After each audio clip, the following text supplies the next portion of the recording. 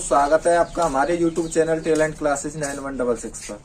तो दोस्तों आज हम जो दिखाएंगे आपको वो दिखाएंगे आपको दो संख्याओं का वर्ग करना। देखिए जब हम दो संख्याओं का वर्ग करते हैं तो हमें बहुत सारी प्रॉब्लम्स आती हैं।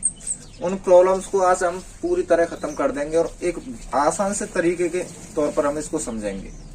उससे पहले हम आपको बता दें कि हमें एक अंक वाली संख्याओं का वर्ग हमें पता ही होना चाहिए। जैसे कि 0 का वर्ग निकालेंगे तो वो क्या आएगा, आपका 0 आएगा। 1 का वर्ग 1 होता है, 2 का वर्ग 4 होता है, 3 का वर्ग 9 होता है, 4 का वर्ग 16 होता है, 5 का वर्ग 25, 6 का वर्ग 36, 7 का वर्ग 49, 8 का वर्ग 64 और 9 का वर्ग 81। उम्मीद है आप इन संख्याओं का वर्ग तो आसानी से निकाल भी सकते हैं और आपको शायद याद भी है। तो जब आपको ये सभी वर्ग याद हैं, आपको केवल दो संख्याओं का वर्ग निकालने में प्रॉब्लम्स होती है। तो उससे आज हम निपटेंगे कैसे। देखिए हमने एक फॉर्मूला पढ़ा था, बचपन से याद है और रटा हुआ पढ़ा है, लेकिन उस पर हमने अभी तक कोई काम नहीं किया है। आज उसका हम यूज करेंगे। यहाँ पर दिया हुआ है a प्लस बी का whole square. a plus B का होल स्क्वायर होता है a square plus 2ab plus B square. तो इसी के तरीके से हम दो संख्याओं का वर्ग ज्ञात करेंगे। जैसे 12, दो अंकों की संख्याएं 10 से लेकर 99 तक होती हैं। 10 से लेकर 99 तक किसी भी संख्या का वर्ग अब थोड़ी देर बाद आप आसानी से निकाल पाओगे। देखिए कैसे। जैसे यहाँ पर है 12, 12 में क्या संख्या है, 2। इसको मानेंगे a और इसको मानेंगे b। हमको करना है पीछे से दिया हुआ है b स्क्वायर। b स्क्वायर का मतलब होता है 2 का स्क्वायर। 2 का स्क्वायर हो गया 4। कितना हो गया, 4। अब आपको क्या करना है, a और b की गुणा करनी है, साथ में 2 की गुणा करनी है। देखिए कैसे, 1 दूनी 2, 2 दूनी 4 ले लेनी है आपको। बाद में करना है a का स्क्वायर यानी 1 का स्क्वायर। कितना होता है 1। आंसर कितना है आपका 144। इसी तरीके से इन सभी प्रश्नों का हम अभी आंसर आपके सामने निकालने वाले हैं। देखिए कैसे।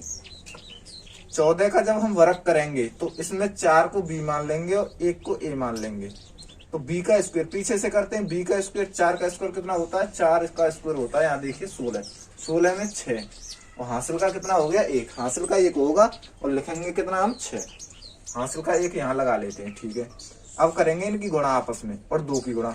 1 चौके 4 दूनी 8 और 1 हासिल वाला रह गया। कितना हो जाएगा 9। कितना हो गया 9। अब करेंगे a का स्क्वायर यानी 1 का स्क्वायर कितना होगा 1। इसी तरीके से इनको करते हैं। देखिए कैसे। 5 का स्क्वायर 25 का 5 हासिल के कितने 2। 2 पंजे 10, 10 दूनी 20, 20 और हासिल के 2 कितने हो गए 22। हासिल के फिर दोबारा से 2। 2 का स्क्वायर होता है 4 और हासिल के 2 कितने हो गए 6। 625 हो गया। इसी प्रकार से हम करेंगे 27 का स्क्वायर। 27 का स्क्वायर जब हम करेंगे तो 7 का स्क्वायर होता है 49। 7 का स्क्वायर कितना होता है 49। 49 का कितना लेंगे 9। 49 का लेंगे 9 और हासिल के हो जाएंगे 4। हासिल के जब 4 हो जाएंगे इनका आपस में गुणा करेंगे। 2 सत्ते 14, 14 दूनी 28 और हासिल के 4। 28 और 4 होते हैं 32। 32 में 2 हासिल का अब कितना हो जाएगा 3। हासिल का 3 हो गया। अब 2 का स्क्वायर होता है 4 और हासिल के 3 कितने हो गए 7। इसी प्रकार से इसको देखिए 40 का स्क्वायर करेंगे तो 0 का स्क्वायर 0। 4 गुणा 0 गुणा 2, 4 गुणा 0 करेंगे 0 फिर 2 की गुणा करेंगे फिर भी 0। 4 का स्क्वायर 16। इसको देखिए 6 का स्क्वायर 36 का 6 हासिल के 3। 5 6 30, 30 दूनी 60 और 3 63 का 3 हासिल के कितने 6। 5 का स्क्वायर 25 और 6 31। कितना हो गया 3136। अब इसको देखेंगे 52 का स्क्वायर। 2 का स्क्वायर हो गया 4। 5 दूनी 10, 10 दूनी 20, 20 की 0 हासिल के कितने हो गए 2। 5 का स्क्वायर 25 और 2 कितने हो गए 27। कितना हो गया 2704। अब आया 81 का स्क्वायर। 1 का स्क्वायर 1 कितना 1। 8 1 8 और 8 दूनी 16 का 6 हासिल के 1। 8 का स्क्वायर 64 और 1 65। करते हैं अब इसको। 2 का स्क्वायर 4, 9 दूनी 18 और 18 दूनी 36 का 6 हासिल के 3। 9 का स्क्वायर 81 और 81 और 3 कितने हो गए 84। उम्मीद है आपको ये कंसेप्ट अच्छी तरह समझ में आ गया होगा। तो आज आगे जो हम सीखने वाले हैं वो सीखेंगे घन मूल कैसे निकालते हैं। क्या सीखेंगे, घन मूल कैसे निकालते हैं, क्योंकि कई बार हमको बहुत दिक्कतें आती हैं घन मूल निकालने में। उम्मीद है ये 2 अंकों की संख्याओं का वर्ग निकालना आपको अच्छी तरह से आ गया होगा। देखिए कैसे सीखेंगे हम घन मूल कैसे निकालेंगे।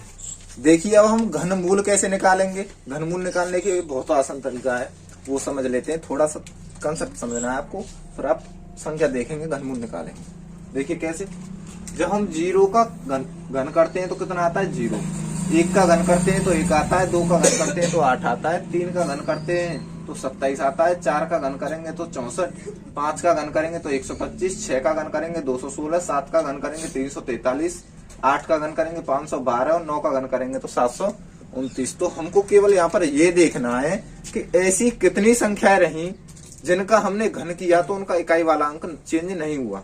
देखिए कौन कौन सी संख्या रही। 0 का घन किया 0, तो ये 0 चेंज नहीं हुआ। 1 का किया 1 चेंज नहीं हुआ। 2 का किया ये चेंज हुआ है। 3 का किया ये भी चेंज हुआ है। 4 का किया है तो 4, ये चेंज नहीं हुआ है।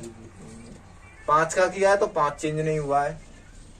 6 का किया है, ये 5 किया है, 5 चेंज नहीं हुआ है। 6 का किया है तो 6 भी चेंज नहीं हुआ है।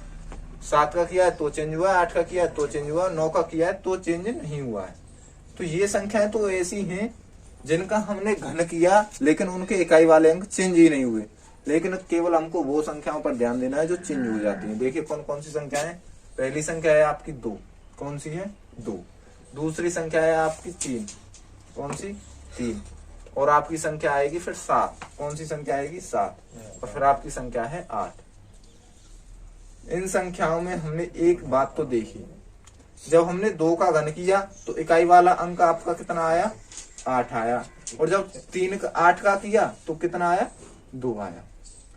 देखिए 2 का किया है तो 8 आया है और 8 का किया है तो कितना आया इकाई का अंक 2 आया है।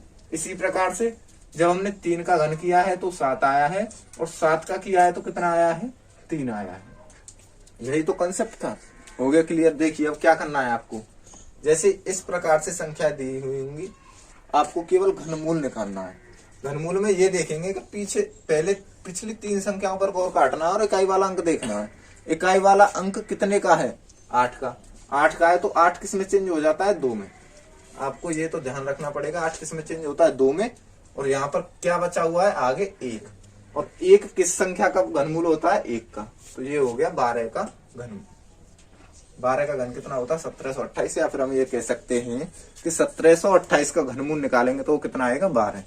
यहाँ पे देखिए 15625 का निकालेंगे तो पिछली 3 संख्याओं को नीचे अंडरलाइन कीजिए और इकाई वाला अंक देखिए 5।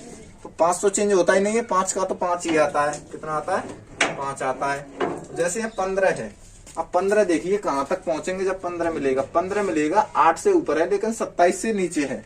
हमको ज्यादा नहीं जाना है, कम पर रहना है। तो कम पर रहना है तो किसका है 2 का। तो ये हो जाएगा कितने का 25 का। इसी प्रकार से 1728 को चेक करेंगे तो पिछली 3 संख्याओं को अंडरलाइन कीजिए और पीछे का जो अंक है वो कितने का है 8 का। और 8 किस अंक पर आता है देखिए, 8 किस में चेंज होता है 2 में। 8 चेंज हो जाता है आपका 2 में। और 1 का जो घन देखिए, आप 1 को देखिए, 1 का 1 ही होता है। कितना का है 12 का है। अब देखते हैं 12167 को। पिछली 3 अंकों को अंडरलाइन कर लिया। जब 3 अंकों को अंडरलाइन किया है तो पिछला अंक 7 का है। 7 किस में चेंज होता है 3 में। 7 किस में चेंज हो जाता है 3 में। और अब आया 12। 12 देखिए किस किस के बीच में पड़ने वाला है 27 और 8 के। तो छोटी वाली संख्या पर ध्यान देना है ना कि बड़ी वाली पर। तो कितने का हो जाएगा 2 का। कितने का हो जाएगा 2 का। अब रहा 68,921। इसको भी देख लेते हैं।